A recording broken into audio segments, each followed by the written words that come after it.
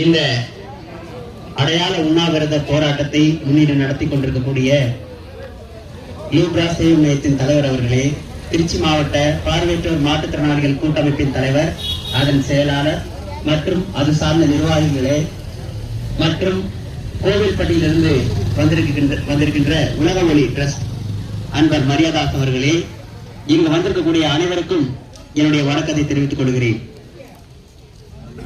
நெல்லும் கள்ளிப்பாலும் கலந்து கரை முடிக்கும் ஊர் எங்கள் ஊர். இது எங்கள் ஊரின் கோரமுகம். ஆனால் வழக்கிலே பனித்துளிகள் தடுமுடு ஆடும் பச்சை வேல்கள் பார்ப்பவர் கண்களை கவர்ந்திருக்கும்.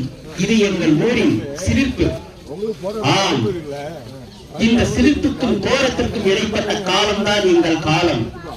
நாங்கள் நெல்லுக்கும் கள்ளிப்பாலுக்கும் இரையாகாமல் இங்கே வந்திருப்பது கடவுள் செயல் என்றால், எங்களை கல்விக்கண் கொடுத்து வளர்த்தவர்கள் பாதிரியார்களும் ஏனைய மிஷனரிகளும் போகட்டும்.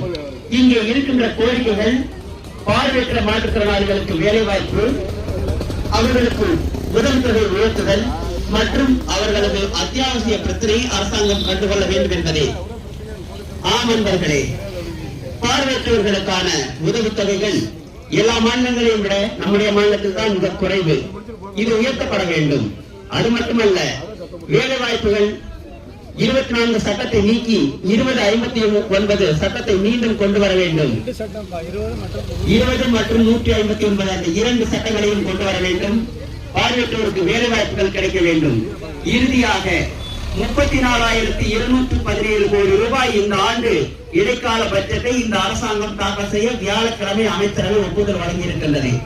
அதில் பார்வையற்றோருக்கு எவ்வளவுதான் ஒதுக்க போகிறீர்கள்? இதுதான் என்னுடைய கேள்வி.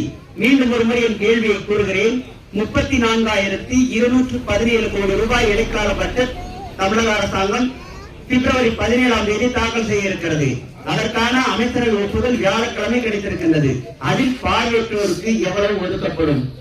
மாண்புமிகு முதல்வர் தன்னுடைய கட்டுப்பாட்டிலே மாற்றுத்திறனாளிகள் நலத்துறையை வைத்திருக்கின்ற மாண்புமிகு முதல்வர் இந்த கோரிக்கையை பரிசீலனை செய்து நல்ல முடிவுகளை எடுப்பார் என்று நாங்கள் கலந்திருக்கின்ற டிசிஎம் சார்பாகவும் உங்கள் அனைவரும் சார்பாகவும் கேட்டுக்கொண்டு என் உரையை முடிக்கிறேன். வணக்கம்.